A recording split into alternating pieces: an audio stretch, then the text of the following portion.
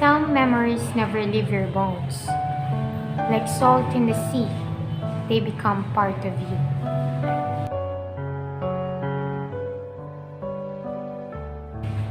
Memories lies to everyone, everywhere, and everything.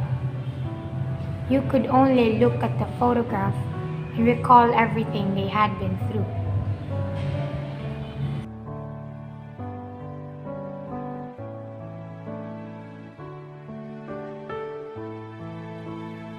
When we learn from the past, we gather strength for the future.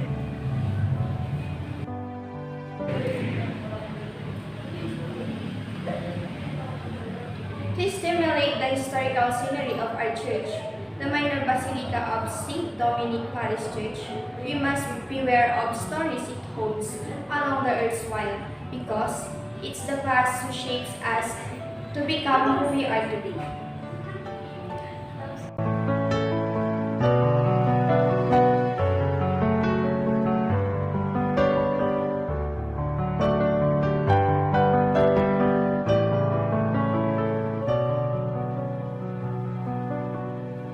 Dominic is often credited with the invention of the rosary. It actually predates him, but he certainly spread devotion to it and used it to strengthen his own spiritual life. He founded the orders of friars preachers, the Dominicans, in 1215, a group who live a simple, austere life.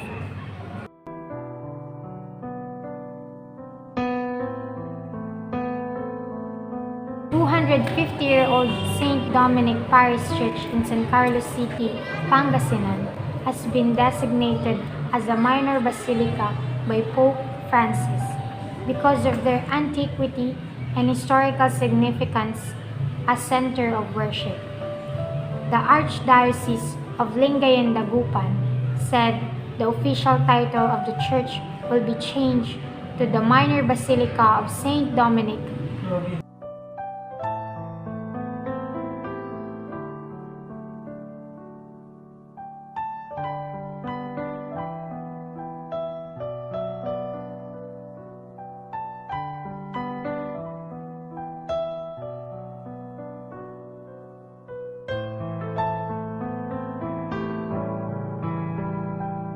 Minor Basilica of St. Dominic de Guzman Parish Church was the largest existing Catholic church in the Philippines during the late 18th century. Of the first Dominican church in Pangasinan was a simple chapel of bamboo and nepa, built in 1587 in Binalatungan, now the city of San Carlos.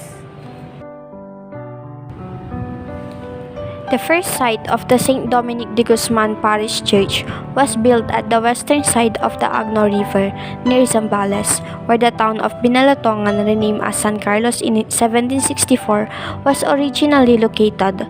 The church was destroyed by fire in September 1587. The church was reconstructed at the eastern part of the river, also known as the town of Baligdaan. For the second time, the church was damaged by a fire incident on August 4, 1718.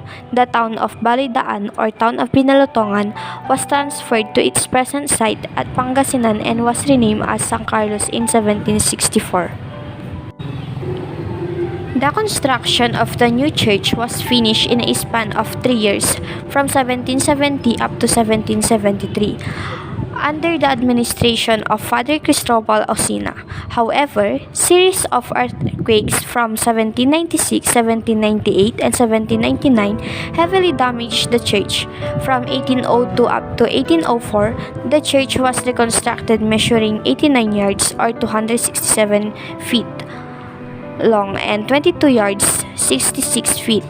The height of its walls were lowered and its foundations were strengthened and buttresses. However, the church, together with its convent, was caught up into fire in 1822. The fourth reconstruction of the church was eventually done before 1864. Father Alvarez Carozal initiated the rehabilitation of the church from 1878 up to 1890. The bell tower was also erected during this time.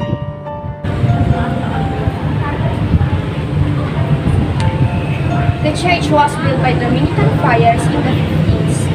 The church follows a Baroque style of architecture. It was constructed with ladrillo or bricks, while on its top level features a paint of Saint Dominic.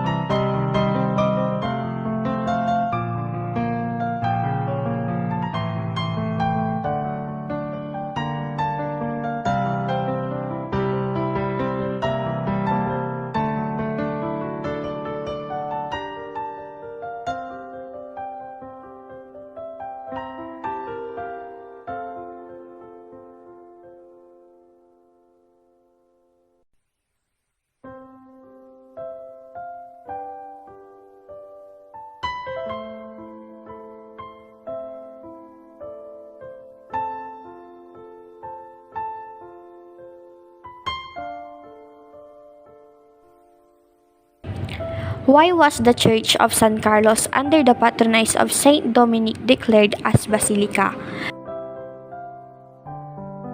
According to Father Sok, there are three important reasons. The first reason is the size. There are no small basilicas. A basilica is always large. The second reason is antiquity. It means it is not a newly built church. The Church of St. Parish is founded in 1587, a 250-year-old church.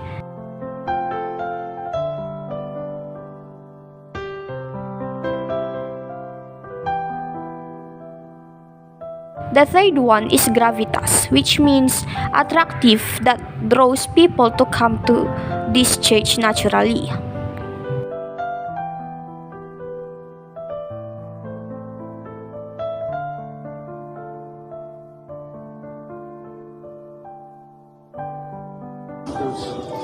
Good afternoon po, Father. Ano po yung kahalagan ng ating simbahan? Itong simbahan natin ay ang unang simbahan na tinatag ng mga Dominicans noong 1587. At kung kwentahin mo, that is 436 years ago. Dumating yung Christianity sa Pilipinas noong 1521. Kaya titingnan mo, isa ito sa mga pinakamatandang simbahan sa buong Pilipinas.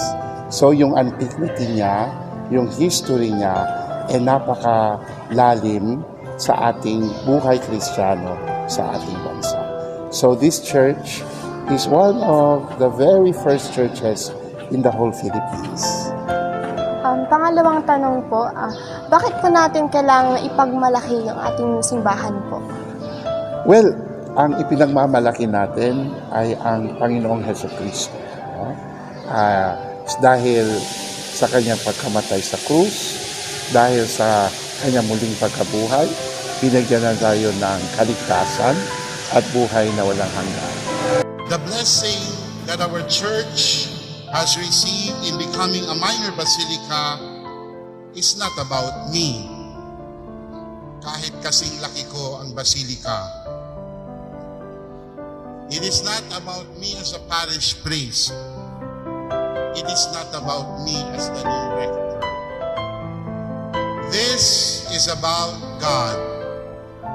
It is about Jesus who established the kingdom of God on earth.